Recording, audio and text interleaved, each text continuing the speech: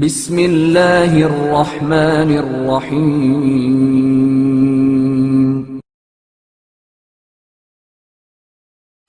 حضرت مالک اشتر نخعی رضی اللہ تعالی عنہ۔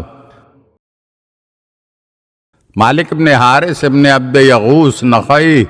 جو مالک اشتر کے نام سے مشہور ہیں،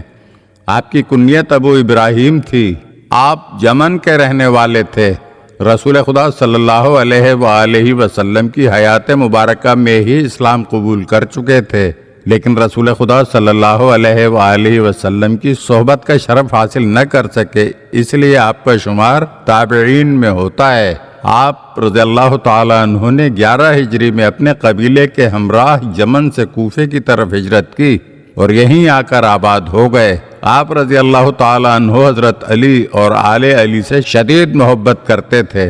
اور امام علی علیہ السلام کے مخلص اور وفادار ساتھیوں میں سے تھے۔ جب ربضہ کے مقام پر پیغمبر اکرم صلی اللہ علیہ وآلہ وسلم کے عظیم القدر صحابی حضرت ابو ذر غفاری رضی اللہ تعالی عنہ عالم مسافرت میں بے یار و مددگار وفات پا گئے تو آپ رضی اللہ تعالی عنہ نے ان کی تجہیز و تکفین میں شرکت کی۔ جناب مالک ایک بہادر، نڈر، تجربے کار اور بے باک لیڈر تھے۔ حضرت ابو بکر کے دور میں رومیوں کے ساتھ ہونے والی جنگ یرموک میں آپ رضی اللہ تعالی عنہ کا ابرو زخمی ہو گیا، جس کا نشان باقی رہ گیا، تو آپ رضی اللہ تعالی عنہ اشتر کے لقب سے مشہور ہو گئے، کیونکہ اہل عرب اس شخص کو اشتر کہتے ہیں جس کی ابرو پر زخم کا نشان ہو۔ آپ رضی اللہ تعالی عنہ کو حضرت امام علی علیہ السلام سے بے پناہ محبت و الفت تھی۔ اسی محبت و الفت کے جرم کی پاداش میں کئی مرتبہ آپ کو اپنے ساتھیوں سمیت مختلف علاقوں کی طرف جلا وطن کیا گیا اور طرح طرح کی اذیتیں دی گئیں۔ ان جلا وطن کیے جانے والے افراد میں حضرت کمیل ابن زیاد نخعی اور حضرت صعصع ابن صوحان بھی تھے۔ حضرت امام علی علیہ السلام کے دور حکومت میں جناب مالک اشتر ہمیشہ آپ علیہ السلام کی تائید اور نصرت میں پیش رہے اور کبھی آپ علیہ السلام سے الگ نہیں ہوئے۔ آپ علیہ السلام کے ساتھ جنگ جمل اور صفین دونوں میں شریک ہوئے۔ جنگ جمل میں امام علی علیہ السلام کے لشکر کے میمنہ کے سپہ سالار تھے اور جنگ صفین میں حضرت علی علیہ السلام کے لشکر کے سپہ سالار تھے، اور جب معاویہ کو اپنی شکست کے آثار نمایاں دکھائی دینے لگے تو اس نے عمرو ابن عاص کے مشورے پر عمل کرتے ہوئے امام علی علیہ السلام کے سادہ لوح سپاہیوں کو فریب دینے کی خاطر قرآن کو نیزوں پر اٹھانے کا حکم دیا۔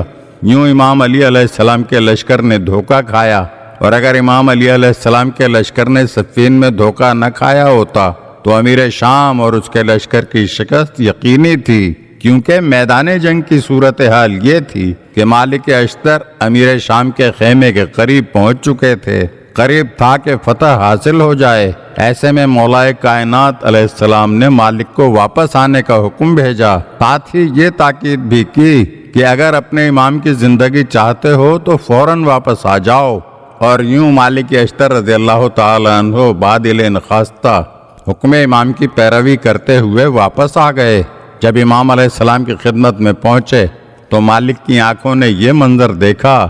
کہ خود امام علیہ السلام کے سپاہی تلواریں سود کر لا حکم الا للہ کے نعرے بلند کر رہے ہیں اور مولا کائنات سے جنگ روک دینے کا مطالبہ کر رہے ہیں۔ صفین سے واپسی پر حضرت امام علی علیہ السلام نے مالک اشتر رضی اللہ تعالی عنہ کو نصیبین کا گورنر مقرر کیا تھا، اور مصر کی گورنری کے فرائض اس وقت محمد ابن ابی بکر انجام دے رہے تھے۔ لیکن جب مصر میں سیاسی حالات زیادہ خراب ہو گئے اور امن و امان کے حالات بدتر ہونے لگے تو آپ علیہ السلام نے مالک اشتر کو محمد ابن ابی بکر کی جگہ مصر کا گورنر مقرر کیا، تاکہ مصر میں امن و امان کے حالات بہتر ہو جائیں اور لوگوں کو سکون کی زندگی میسر آنے کے ساتھ ساتھ دشمنوں کی طرف سے کی جانے والی شرنگیزی کو ختم کیا جا سکے۔ جب مالک اشتر کو مصر کی طرف بھیجا جا رہا تھا تو مولا کائنات امیر المومنین علیہ السلام نے انہیں ایک خط لکھا جو عہد نامہ مالک اشتر کے نام سے مشہور ہے۔ اس عہد نامے میں امام علیہ السلام نے اسلامی حکومت کے تمام بنیادی خد و خال کو واضح انداز میں بیان کیا ہے۔